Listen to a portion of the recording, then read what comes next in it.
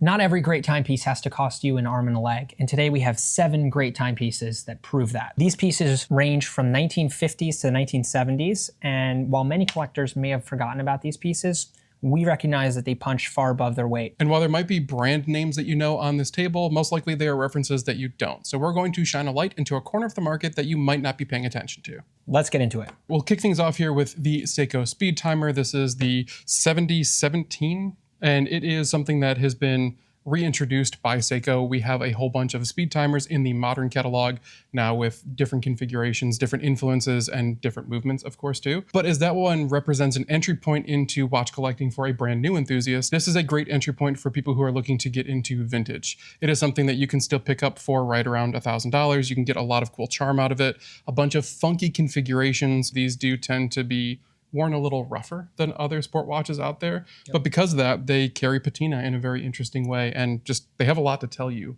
when you buy one of the speed timers from Seiko. You have an inner dive bezel, essentially, that's controlled by the crown, and that rotates within the crystal, which is very interesting counterpoint to your more traditional external rotating dive bezels.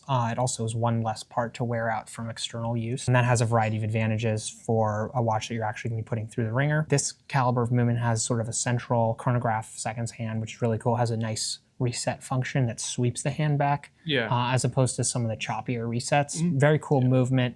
Very characteristic of 70s Seiko in general, 6139 base movements as well, and you get the day-date functionality. Excellent everyday watches if you like 70s design. Well, and while everyone is focused on the Pogue, you can be slightly different and pick up a speed timer of any configuration that might be interesting to you. That being said, if you do want to, again, collect something a little bit funky outside of the typical lanes that other people would, but still stay in brands that you know, the next one on our table is exactly that, with a must-a Cartier tank. So essentially, Cartier was looking to bring a slightly younger audience into the Cartier family at a more accessible price point, and their solution was the Cartier Must line.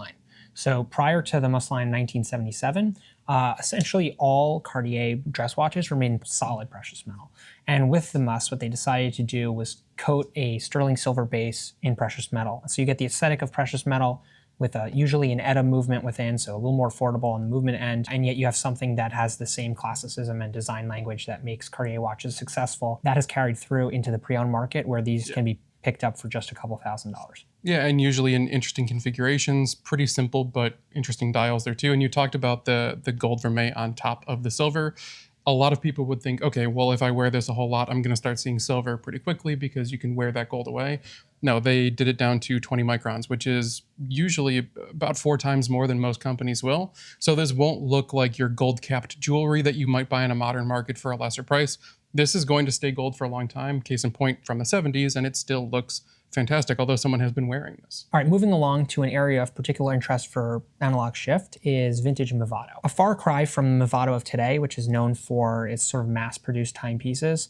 Movado in mid-century was making watches to compete with the best brands in the market. In the pre-owned context, you have some of the greatest mechanical watches at extremely accessible price points, again, just a couple $1,000s. So first we have a watch that, if it were made by Patek Philippe, would probably cost nearly 100 grand. Instead, it's just north of 2,000. And that's a beautiful Movado Calatrava with a brigade dial, manually wound, razor thin case, beautiful faceted lugs. This piece is sort of in the mid 30s in millimeters, so it wears quite well with its sort of long lug profile. And if you're looking for a really razor thin dress watch with some patina that I think has aged beautifully, for $2,000, you get a precious metal manually wound watch from the 1940s. Yeah, hard to beat, especially with the thinness that you're getting there too. A lot of modern companies can't hit this thinness anymore. But when you're looking at it, the crystal and the dial, it feels like there's no space between them, but there still has to be for the hands. And overall, you're getting a very romantic watch, again, with sharp lines that you're just not going to find a lot of. This one happens to also be engraved on the case back, which is just an added level of cool. And you find this a lot with the vintage dress pieces because they often were gifts for people. So you might find some pretty cool, unique case backs. Along those lines, moving up a little bit in price point, but still an excellent value, are Movado M90 and M95 chronographs. Yeah. They're characterized by this unique inverted pusher layout where the start and stop function is at 4 o'clock and the reset's at 2 o'clock. Very interesting. But they have great sort of tactile feedback on the pushers, incredible manually wound movements, dials that look like Patek Philippe reference 130 and other 1463 mid-century chronographs. North of $10,000 usually, but at this type of mechanism, I think that's a tremendous value. Yeah, absolutely. Well, and you get the Movado quirks too. We talk about the well-made cases, the well-made movements, things that are unique to Movado at the time that we might not necessarily see today. But then they have a little bit of fun. You know, you get the mismatched hands on the chronograph subregisters, the squiggly hands on there too. Like you mentioned, the inverted pushers. On this one, it happens to carry a little bit more provenance, thus the price tag, where it was actually issued to the US Air Force. Right. So some really cool pieces that have genuine provenance and history behind them that most of the modern market has forgotten about, meaning that there are still pockets of value in the Movado collection, despite the fact that we've been screaming about it now for months. Anyway, you want to move on to skin divers? Absolutely, yeah. And these are maybe not even traditional skin divers, but this as a category is one that I'm incredibly passionate about and one that I had to talk about in this video because I love vintage divers, especially from the 70s. This is right before all of the brands gave up, packed it up, went home, and the brands were killed off. Yeah. So one of them is not one that was killed off. That is the Certina DS2. I love Certina. It is now a Swatch brand, but still making some incredible watches out there. These are ones that were tested by the Australian dive teams. They were tested in Tektite. Certina has a legitimate history with making fantastic dive watches for fantastic prices. This is no different. Also, we have this Sandoz out here, which is a funky looking watch. This thing it's not a watch you're going to see on the modern market because, again, people were willing to try new designs, willing to try new techniques. And this one is actually a 1,000-meter dive watch, which if you were to see that today would be 15, 16 mil thick. If you cut out this incredibly domed crystal, it's much, much thinner than that. Things that they could actually achieve and attempted to achieve back then, whereas now they want to pad in some safety and give it a little bit of extra room for the water resistance. The thing that's sort of nostalgic to me is the notion that this is coming from an era where tool watches were mechanical watches. Yeah. And the most capable dive pieces, sports pieces, were purpose-built timepieces with mechanical movements, which is just really cool because in a modern context, almost no serious tool watches are being made that are built like this. It's more designed for watch collectors as opposed to for, athletes and divers. A lot of desk divers nowadays, but none of these vintage divers escaped without scars. And every single one of them tells a story of the person who was wearing them and using them at the time. And for that reason, I love them. And that's also the reason that Devin brings these in the bathroom and runs water over them during the day. Anyway, just to have a little bit of sorry, didn't mean to expose that. No.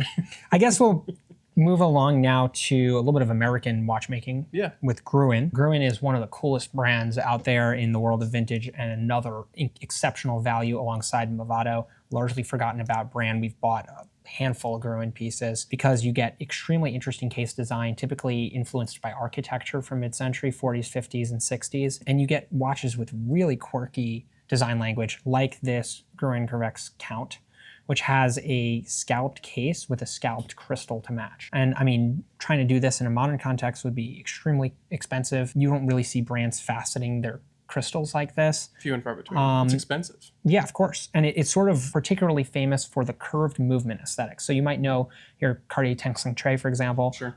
The idea with the Curvex was to create a curved watch movement to conform to a curved case. And the result is that you can get a slightly larger watch dimension than was really characteristic of the 40s and 50s, and yet it wears and conforms to the wrist, curving with your wrist as opposed to sitting like a cinder block on top. There's something really charming about these pieces. No two are really identical. That's true. Yeah, there's, again, a lot of different configurations out there. But this piece, what I love about it is the fact that when you're looking at it head on in lower light conditions, it's a rectangular dress watch, right? Something that you can wear every day. But then as soon as you give it the slightest turn, it is the most dramatic rectangular watch that you're going to see on the market.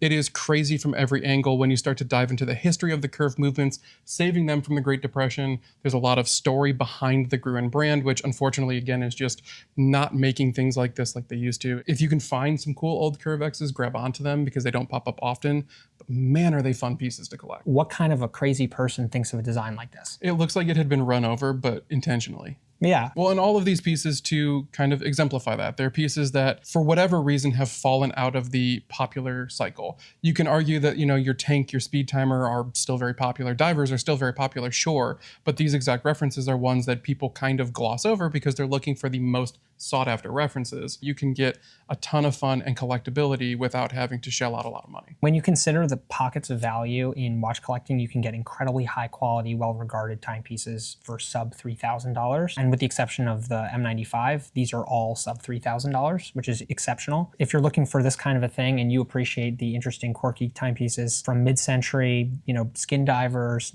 1970s, interesting designs, just something a little different that you're not likely to see elsewhere, be sure to head over to analogshift.com. Yeah, the market might have forgotten about these, but we sure haven't, and we would love to show them all to you. If you want to come to the showroom, try them on for yourself.